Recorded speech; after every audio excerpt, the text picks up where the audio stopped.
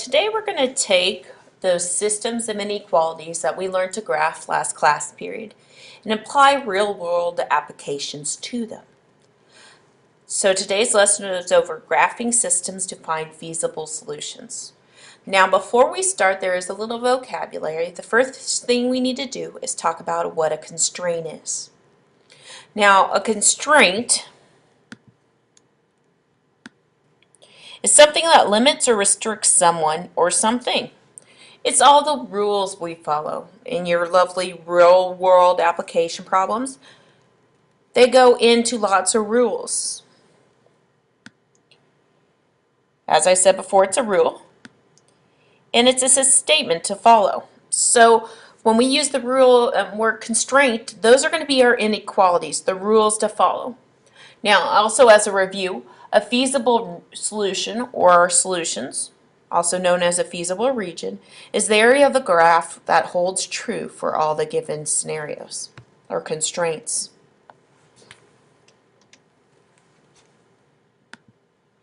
So we're going to do a series of two problems. The first problem involves a math club. It says the math club is planning on going to the mall to eat lunch after a big competition. They have two choices: a $5 hamburger and fry meal, a deal, or a $6 Chinese plate or platters. To make matters more complicated, they have to plan on feeding at least 15 members and have $100 for the food budget. The instructions say write two constraints and graph the possible solutions. Now we're looking for two inequalities, and some people are all about needing organization, so I'm going to kind of set this up in a table format. First, I need to identify my two variables. I have hamburger meals and Chinese meals. So that's what I'm going to do first. I'm going to state what they represent. So I'm going to use H for hamburger,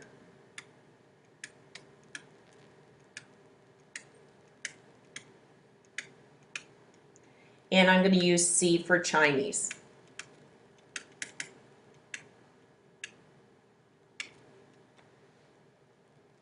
Now to help myself out, I'm going to create a couple tables to kind of look at this. So when I do this, I first start with my two variables on my left. Okay, I have hamburger and Chinese. Now I need to decide what are the rules or what are the constraints they're wanting me to look at. Well, one is about, of course, cost, and the other one is about feeding people. So first we're going to start off by talking about the amount of money, because that's what it listed first. So I'm just going to draw a number sign to represent that.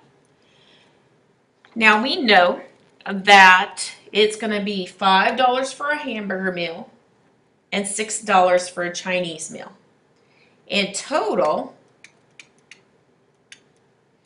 I cannot spend more than $100 because it says in the problem they only have $100. Okay, but since we can't spend more than $100, we could spend $100. We're going to say less than or equal to $100. Now I'm just going to assign my variables. This row is hamburgers, so that's 5H. This row is Chinese, so it's 6C.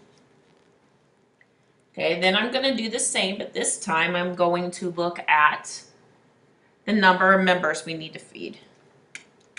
Now I know that we need to feed at least 15 members. That means there might be more than 15 members, but not less than. So we're going to say greater than or equal to 15. Now, they don't have specifics saying you need to feed twice as many this person or it's that person. They just say total you have to feed at least 15 members. So we're just going to put in an H and a C. We don't know what those represent. Now, what the table allows me to do is now create two inequalities. One for money, that's one of my constraints, and the other one for number of meals. So all I do is I add down. It says 5H plus 6C has to be less than or equal to 100. We can't spend more than $100. Same way I'm going to do for the hamburgers and Chinese for a total of 15 meals. H plus C has to be greater than or equal to 15. Those are my constraints, or my rules. Now all we're going to do is graph the feasible region. So if we look, when I set this up, normally what I do is I try to figure out how big my graph's going to have to be. So I'm going to make my little table here. Here's my x's and my y's. Now if you remember, we're finding our intercepts when it's in standard form, so we put 0 in for x. If I take 100 and divide it by 6 for x, or in this case, excuse me, it's h, I end up with 16 and 2/3. If I put 0 in for the amount of Chinese plates everybody gets only hamburger meals, I end up with 20 hamburger meals. So this already tells me my graph has to go all the way up to 20. Now if I look at the same with my hamburgers and my Chinese meals here, if I buy 0 hamburger meals, that means I'm going to have at least 15 Chinese meals. Vice versa, if I buy 0 Chinese meals, I'm going to have at least 15 hamburger meals. So now what I can do is I can plot the information.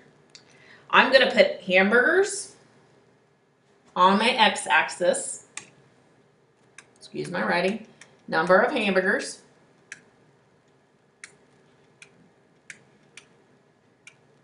hamburger meals on my x-axis, and I'm going to put the number, this is harder to write sideways, of Chinese meals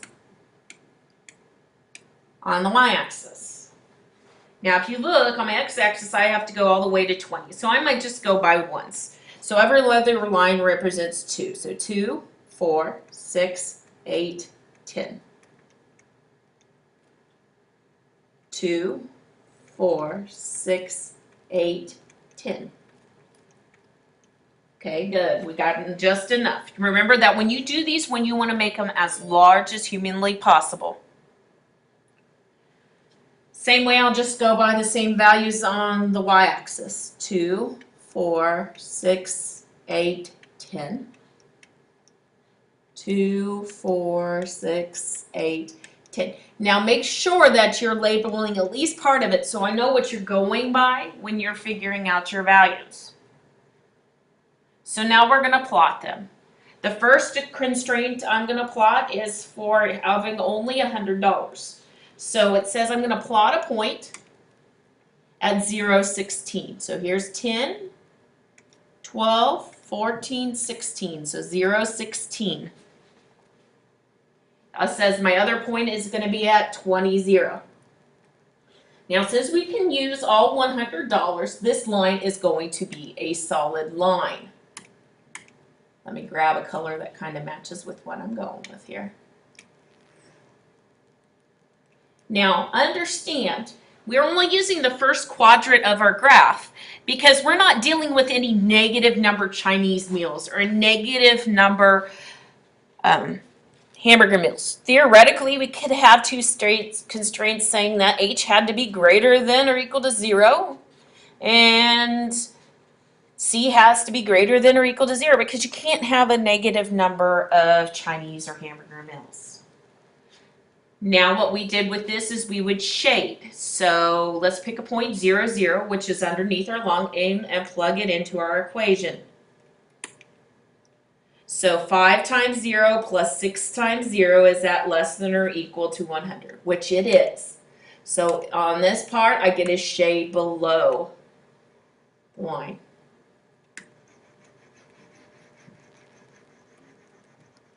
So there's my number of money. That's my money. That's how much money I got to work with. Now I'm going to do the same process, but this time I'm going to do it for my hamburger and cheeseburger meals having to be at least 15. So I plot 15, 0. Here's 10. 15's right here. Plot 15 here. So 10, 12, 14, 15. Now, I have to look, I can be exactly that many, so we can use a solid line on this one with no problems. And then I test, such as 0, 0. Is 0 plus 0 greater than or equal to 15? Well, let's think about that. If I buy 0 hamburger meals and 0 Chinese meals, am I going to have at least 15 meals? Well, of course not. So in this case, 0, 0 doesn't work. So we have to shade the upper part of the region on that one. Excuse me, wrong color.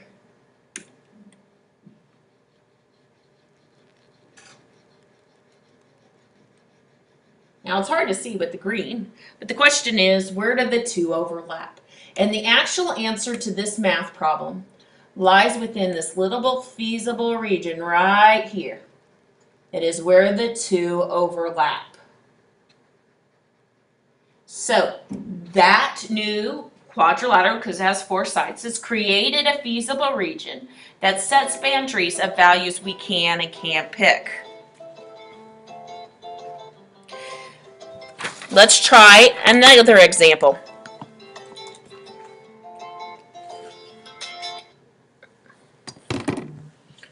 Sorry for the music. Okay, the second example deals with number of lamps. It says a company manufactures and sells 2 models of lamps, lava and desktop.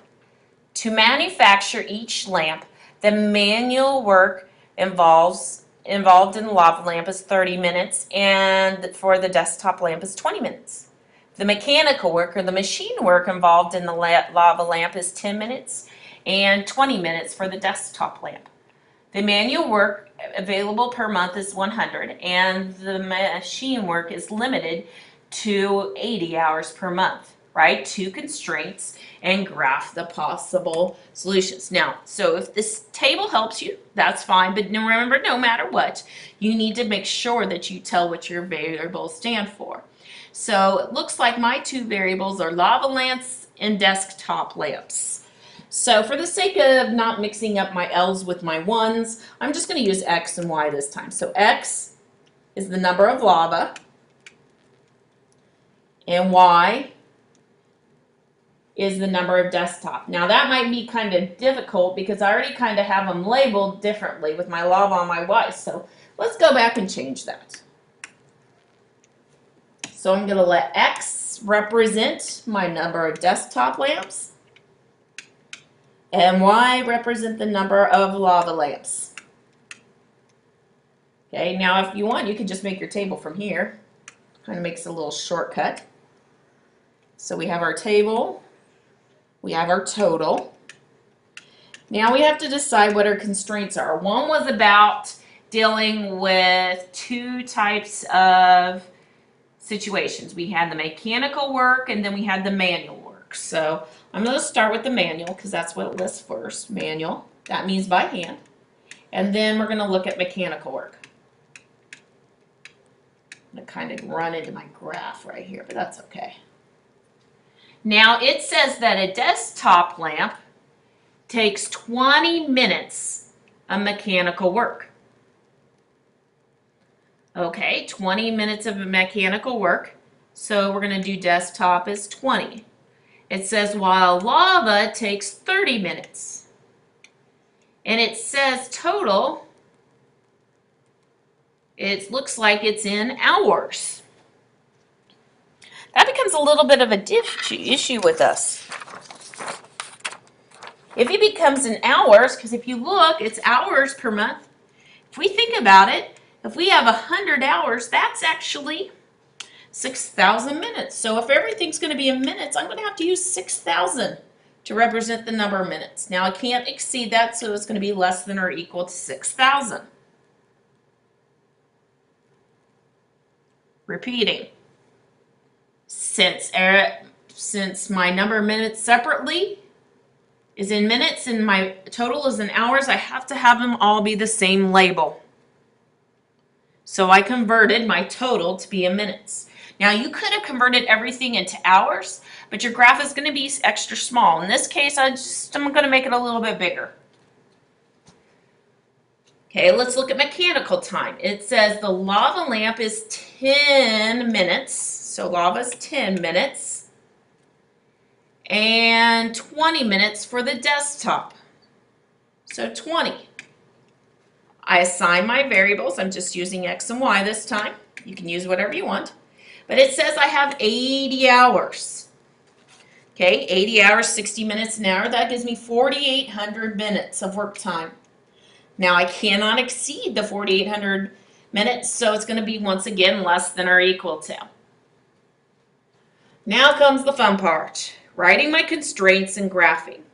So my first constraint is about manual work. I have 20x plus 30y is less than or equal to 6,000.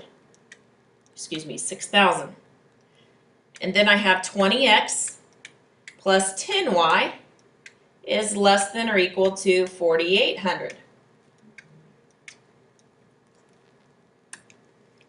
So now I need to look at my values. Okay, if I let's see, let's like a little x and y table. In the first guy, if I let x be 0, that means y is going to be 200. If I let y be 0, that means x is going to be 300. In the second one, if I let x be 0, that means y is going to be 480. And if I let y be 0 and I solve that math problem, I get 240. So this time we're going to go all the way up to me, it looks like 480. Now there's no way I could go by ones. You could try to create a break in the graph, but it might get a little mixed up for you. So I figure I'm going to go by hundreds and just let every box be 25. I should be able to fit it. So there's 100, 200, 300, 400. Not too bad. 400 is my number of desktop lamps. Okay, now we can do the same this time for lava lamps. And notice I've already labeled it with a lava symbol. Okay, so this time I'm going to go by every fours again. So we have 100, 200, 300, 400. Ooh, looks like we might have to go a little bit off the graph, but that's okay. We can kind of approximate where that is. So here we go. Let's graph. So I'm going to plot 0, 200, and 300, 0. Since it says less than or equal to, it's going to be a solid line.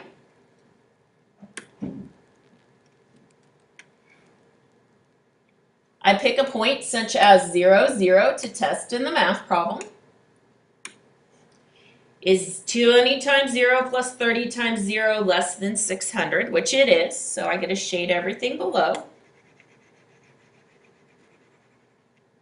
Now if I do the same process, but this time I look at my other equation.